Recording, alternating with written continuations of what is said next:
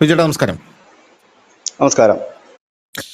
ചേട്ടാ, നാറ്റോയും യൂറോപ്യൻ യൂണിയനുമാണ് നമ്മുടെ റഷ്യയുടെ അടുത്ത റഡാറിലുള്ള രണ്ട് ഇതെന്ന് പറയുന്നത്. അപ്പൊ ഈ നാറ്റോയും യൂറോപ്യൻ യൂണിയനെയും റഷ്യ ഇപ്പൊ നേരിട്ടുള്ള ഒരു ആക്രമണം, യുക്രൈന് ശേഷം നേരിട്ടുള്ള ഒരു ആക്രമണത്തിലേക്ക് നാറ്റോയും യൂറോപ്യൻ യൂണിയനിലേക്ക് പോകും എന്നാണ് നമ്മൾ പലപ്പോഴും നമ്മളുടെ ചർച്ചകളിലൂടെ പറഞ്ഞത്. പക്ഷെ ഇപ്പൊ അങ്ങനെയല്ല കാര്യങ്ങൾ എന്ന് ന്യൂയോർക്ക് ടൈംസ് റിപ്പോർട്ട് ചെയ്യുകയാണ്. ന്യൂയോർക്ക് ടൈംസ് സ്വാഭാവികമായിട്ട് റിപ്പോർട്ട് ചെയ്യുമ്പോൾ ലോകമാധ്യമങ്ങളെല്ലാം അത് ശ്രദ്ധിക്കും എന്നുള്ളതാണ്. ഉള്ളിൽ നിന്ന് ഇവരെ ആദ്യം തകർക്കുക എന്നുള്ളതാണ് റഷ്യ ഇപ്പോൾ അവലംബിക്കാൻ പോകുന്ന പുതിയ പദ്ധതി എന്നാണ് ന്യൂയോർക്ക് ടൈംസ് പറയുന്നത്.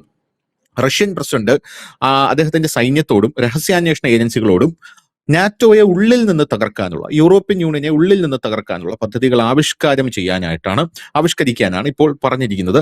2025 തന്നെ അദ്ദേഹം ഈ കാര്യങ്ങളുടെ പ്രവർത്തനങ്ങൾ തുടങ്ങിയിട്ടുണ്ട്. 2025 ഡിസംബറിൽ നടന്ന ഒരു ആ രഹസ്യയോഗങ്ങളിലെ വിവരങ്ങൾ ഇപ്പോൾ ന്യൂയോർക്ക് ടൈംസ് റിപ്പോർട്ട് ചെയ്തിട്ടുണ്ട്. ഈ ലക്ഷ്യം നേടാനായിട്ട് ഈ റിപ്പോർട്ടിൽ റഷ്യ ഒരു ഡബിൾ ഗെയിമാണ് കളിക്കുന്നത്, ഒരു ഇരട്ട സ്ട്രാറ്റജിയാണ് റഷ്യ രൂപീകരിച്ചിരിക്കുന്നത് എന്നാണ് ന്യൂയോർക്ക് ടൈംസ് പറയുന്നത്. നാറ്റോ കൂട്ടായ്മയുടെ പ്രതിരോധം ആദ്യം തകർക്കുക, ആ പ്രതിരോധത്തിന് പ്രതിബദ്ധതകൾ സൃഷ്ടിക്കുക എന്നുള്ളതാണ് ഇവർ ആദ്യം ചെയ്യാൻ പോകുന്ന ഒരു കാര്യം. രണ്ടാമത് റഷ്യ ലക്ഷ്യം വയ്ക്കുന്ന രാജ്യം എന്ന് പറയുന്നത് മോൾഡോവയാണ്. ഈ മോൾഡോവ എന്ന് പറയുന്ന രാജ്യം നമുക്ക് എല്ലാവർക്കും അറിയാം, റഷ്യ യുക്രൈൻ യുദ്ധത്തിൽ യൂറോപ്പിന്റെ ഗേറ്റ്വേ ആയിട്ടുള്ള ആദ്യത്തെ രാജ്യം. അതായത് യൂറോപ്പിലേക്ക് എണ്ണ പോകുന്നതിൽ റഷ്യയുടെയും യുക്രൈന്റെയും എണ്ണ പോകുന്നത് മോൾഡോവയിൽ എത്തിയിട്ടാണ് അവിടെ നിന്നാണ് ബാക്കി യൂറോപ്യൻ രാജ്യങ്ങളിലേക്കൊക്കെ ഇത് സപ്ലൈ ആവുന്നത്. ഏറ്റവും ആദ്യം ബാധിക്കപ്പെട്ടത് മോൾഡോവയാണ്. കാരണം മോൾഡോവയിൽ എണ്ണ സപ്ലൈ ആകുന്ന ആ പൈപ്പ് ലൈനുകൾ തകർക്കപ്പെട്ടു. മോൾഡോവ ഇരുട്ടിലായി. പോരാത്തതിന് മോൾഡോവ എന്ന് പറയുന്ന രാജ്യം പിടിച്ചെടുക്കാൻ റഷ്യ ഒരു ശ്രമം നടത്തി. മോൾഡോവയിലേക്ക് ഡയറക്റ്റ് ആയിട്ട് റഷ്യ ഒരു പാത പണിയാനുള്ള ഒരു ശ്രമമൊക്കെ ആ സമയം നടത്തിയിട്ടായിരുന്നു. അപ്പൊ മോൾഡോവയെ മുന്നിൽ നിർത്തി കളിക്കാനാണ് നിലവിൽ റഷ്യ ശ്രമിക്കുന്നതെന്നാണ് അറിയാനായിട്ട് സാധിക്കുന്നത്. ഈ പദ്ധതി, അതായത് ഈ നാറ്റോയെ ഉള്ളിൽ നിന്ന് തകർക്കുക എന്ന പദ്ധതി നടപ്പിലാക്കാനായിട്ട് സൈബർ ആക്രമണങ്ങൾ, അടിസ്ഥാന സൗകര്യ അട്ടിമറികൾ മുതൽ സായുധ സംഘങ്ങളെ ഉപയോഗിച്ച് നാറ്റോയുടെ കിഴക്കൻ അതിർത്തിയിലൂടെ നുഴഞ്ഞു കയറാനുള്ള ഒരു ശ്രമം ഉണ്ടായേക്കും റഷ്യയുടെ എന്നാണ് US രഹസ്യാന്വേഷണ ഏജൻസികൾ ഇപ്പോൾ പറയുന്നത്. നാറ്റോയുമായിട്ടുള്ള നേരിട്ട് ഏറ്റുമുട്ടലിന് തുനിയാതെ യൂറോപ്പിനെ കൂടുതൽ അസ്ഥിരപ്പെടുത്താൻ മോൾഡോവയാണ് റഷ്യ ആയുധമാക്കി മാറ്റുന്നത്. അപ്പൊ അത് നമ്മൾ ആദ്യമേ കണ്ടതാണ്. കാരണം മോൾഡോവയിൽ തെർമൽ പവർ പ്ലാന്റ് കംപ്ലൈന്റ് ആയാലോ, അല്ലെങ്കിൽ മോൾഡോവയിലെ പൈപ്പ് ലൈൻ തകർന്നു കഴിഞ്ഞാലോ യൂറോപ്പ് സമ്പൂർണ്ണമായിട്ടും പട്ടിണിയിലായി പോകുന്ന ഒരു കാഴ്ചയാണ് നമുക്ക് കാണാൻ സാധിക്കുന്നത്. യുക്രൈൻ പിടിച്ചെടുക്കുന്നതിനോടൊപ്പം തന്നെ രണ്ടാമത്തെ ലക്ഷ്യമാണ് മോൾഡോവയ്ക്ക് മുകളിലുള്ള റഷ്യയുടെ നിയന്ത്രണം എന്ന് പറയുന്നത്. ഈ റഷ്യയുടെ നിയന്ത്രണത്തിലുള്ള പ്രദേശങ്ങളിൽ നിന്ന് മോൾഡോവയിലേക്ക് നേരിട്ടുള്ള കരപാത നിർമ്മിക്കുന്നതിനായി തെക്കൻ യുക്രൈൻ പിടിച്ചെടുക്കുന്നത് പുടിന്റെ ദീർഘകാലത്തെ പദ്ധതികളിൽ ഉൾപ്പെടുന്നു എന്നും ന്യൂയോർക്ക് ടൈംസ് റിപ്പോർട്ട് ചെയ്യുന്നു. യുക്രൈനും നാറ്റോ അംഗരാജ്യമായിട്ടുള്ള റൊമാനിയയ്ക്കും ഇടയിൽ സ്ഥിതി ചെയ്യുന്ന 24 ലക്ഷം ജനസംഖ്യയുള്ള ഒരു ചെറിയ രാജ്യമാണ് മോൾഡോവ. അപ്പൊ അതിൻ്റെതായിട്ടുള്ള തന്ത്രപരമായിട്ടുള്ള പ്രാധാന്യമുണ്ട്. മോൾഡോവയ്ക്കുള്ളിൽ നടക്കുന്ന ചില കാര്യങ്ങളുണ്ട്. അതായത് മോൾഡോവയ്ക്കുള്ളിൽ നമുക്കറിയാം, സ്വാഭാവികമായിട്ടും പല രാജ്യങ്ങൾ എടുത്താലും അതിന്റെ ഉള്ളിൽ ഉണ്ടാവും, വിഘടനവാദ പ്രദേശങ്ങളുണ്ടാവും, അങ്ങനെ പല സാധനങ്ങളും ഉണ്ടാവും. ഈ മോൾഡോവയ്ക്കുള്ളിലും വിഘടനവാദ പ്രദേശമുണ്ട്. ട്രാൻസ്ട്രിയ എന്നാണ് ആ പ്രദേശത്തിന്റെ പേര്. ഈ ട്രാൻസ്ട്രിയയിൽ ദശാബ്ദങ്ങളായി റഷ്യൻ സൈന്യം അവിടെ വന്ന് ഇതിനെ മൂപ്പിച്ച് അവിടെ ഇപ്പൊ റഷ്യൻ സൈന്യം നിലയുറപ്പിച്ചിട്ടുണ്ട് എന്നാണ് അറിയാൻ സാധിക്കുന്നത്.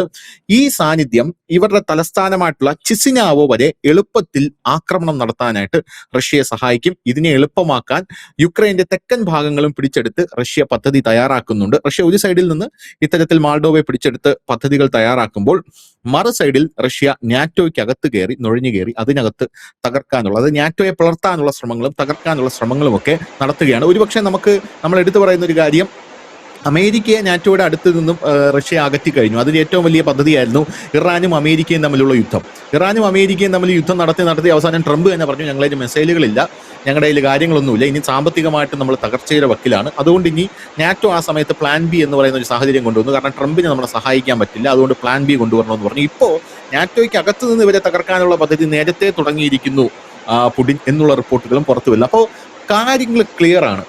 പല സ്ഥലങ്ങളിൽ റഷ്യ ചെയ്യുന്ന കാര്യങ്ങൾ, മോൾഡോവയ്ക്കകത്ത് കയറി നിലയുറപ്പിക്കുന്നു, അവിടെ നിന്ന് ആക്രമിക്കാനുള്ള പദ്ധതി ആവിഷ്കരിക്കുന്നു, നാറ്റോയ്ക്ക് അകത്ത് കയറി അതിനെ തകർക്കാനുള്ള ശ്രമങ്ങൾ തുടങ്ങിക്കഴിഞ്ഞു 2025 മുതൽ.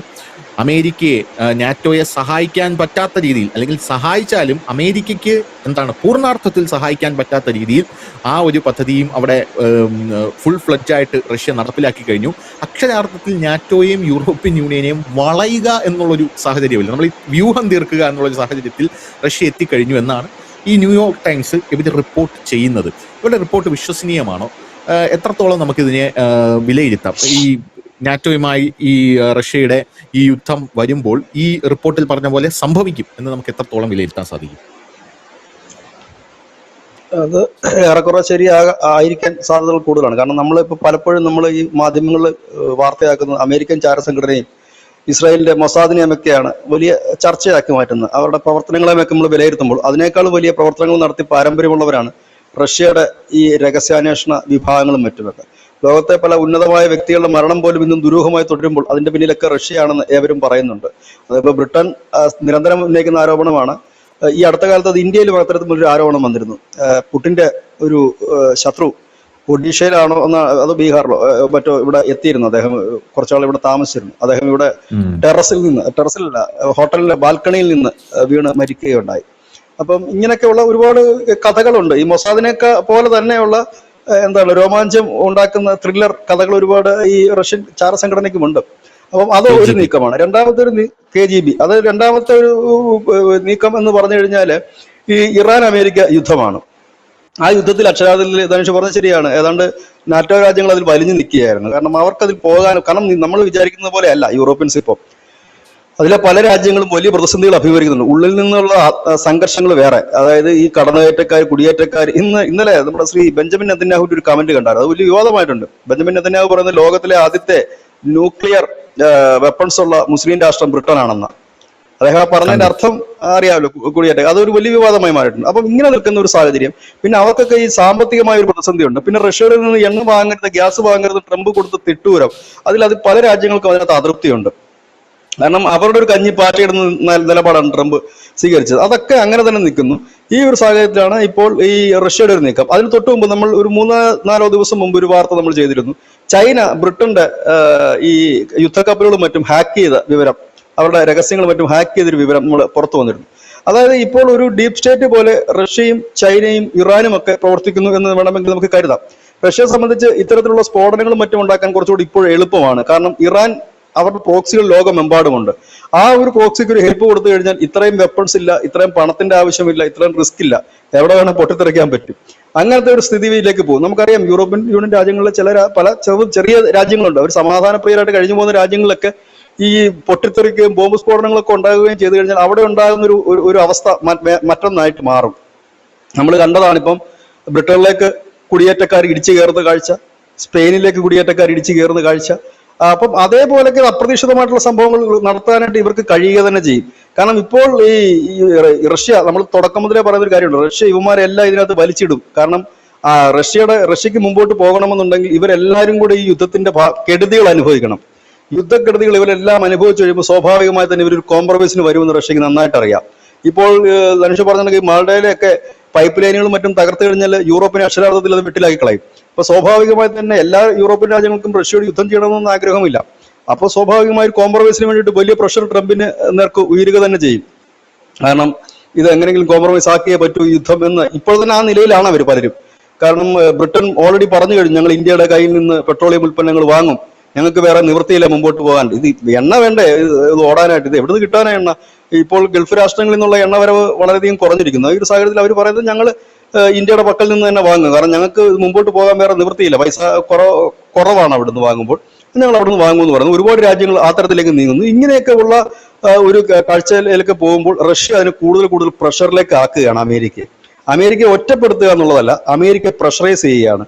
അതായത് ഈ യൂറോപ്യൻ യൂണിയൻ രാജ്യങ്ങളായാലും നാറ്റോ രാജ്യങ്ങളായാലും ഒക്കെ സ്വാഭാവികമായി തന്നെ അവരുടെ രാജ്യങ്ങളിൽ പ്രശ്നങ്ങൾ ഉണ്ടാകുമ്പോഴും അവരുടെ നെറ്റ്വർക്കുകളിൽ പ്രശ്നങ്ങൾ ഉണ്ടാകുമ്പോഴും അവരുടെ കഞ്ഞൂടി മുട്ടുമ്പോഴും സ്വാഭാവികമായി തന്നെ അവർ ട്രംപിനെ തന്നെ ആയിരിക്കും ഫോഴ്സ് ചെയ്യുന്നത് എങ്ങനെയെങ്കിലും ഈ യുദ്ധം അവസാനിപ്പിക്കുക എന്നുള്ളത്. അതിനുള്ള ശ്രമമാണ് പുടിൻ നടത്തുന്നതെന്ന് തോന്നുന്നു. എനിക്ക് തോന്നുന്നത് ഈ നവംബറിലാണ് റഷ്യൻ പാർലമെന്റിലേക്കുള്ള തെരഞ്ഞെടുപ്പ് നടക്കുന്നത്. അതിന് മുമ്പ് പുടിനെ സംബന്ധിച്ചൊരു വിജയം അനിവാര്യമാണ്. ഒരുപക്ഷെ ഇതൊന്നും അദ്ദേഹത്തിന് വിജയിക്കാൻ കഴിഞ്ഞില്ലെങ്കിൽ ആണവായുധം പ്രയോഗിക്കുമോ എന്നുള്ള സംശയം പോലും ഇപ്പോൾ നിലനിൽക്കുന്നുണ്ട്. സെലൻസ്കി കഴിഞ്ഞ ദിവസം അങ്ങനെ പറഞ്ഞിരുന്നു. സെലൻസ്കി അല്ല പറഞ്ഞിരുന്നത്, നമ്മുടെ തുർക്കിയുടെ പ്രതിരോധ മന്ത്രിയാണ് പറഞ്ഞത്. താൻ റഷ്യയിൽ പോയപ്പോൾ അവിടുത്തെ ജനങ്ങളടക്കം പറയുന്നുണ്ട് ആണവായുധം എടുത്ത് ഉപയോഗിക്കുക, കാരണം നമ്മുടെ രാജ്യത്തിന്, കാരണം റഷ്യയുടെ നിലനിൽപ്പിൽ ഇപ്പോൾ വലിയ ഭീഷണിയായി മാറിയിരിക്കുന്നു ഉക്രൈൻ എന്ന് പറയേണ്ടി വരും. കാരണം റഷ്യയുടെ പുട്ടിന്റെ കൊട്ടാരത്തെ പോലും അവർ ലക്ഷ്യം വെക്കുന്നു. റഷ്യയിൽ ഉടനീളം അവർ ആക്രമണം നടത്തുന്നത് മാത്രമല്ല, റഷ്യയുടെ അന്നം ആയ എണ്ണയിൽ പല റിഫൈനറികളും അവർ തകർക്കുന്ന ഒരു നിലയിലേക്കും കാര്യങ്ങൾ എത്തിക്കും. അതുകൊണ്ട് തന്നെ പുട്ടിൻ അങ്ങനെ ചെയ്താലും നമുക്ക് അത്ഭുതപ്പെടാനൊന്നുമില്ല. ഏതായാലും പുട്ടിനും ഷീ ജിൻപിങ്ങും ഇറാനും സംയുക്തമായി തന്നെ, നമുക്ക് പ്രത്യക്ഷത്തിൽ അവർ സംയുക്തമാണെന്ന് തോന്നില്ലെങ്കിൽ പോലും സംയുക്തമായിട്ടൊരു നീക്കമാണോ ഇതെന്ന് തന്നെ നമുക്ക് സംശയിക്കേണ്ടി വരും. ഏതായാലും റിപ്പോർട്ട് ലോജിക്കലി നമ്മൾ ചിന്തിക്കുമ്പോൾ ഏകദേശമൊക്കെ ശരിയാണ് കാര്യങ്ങൾ.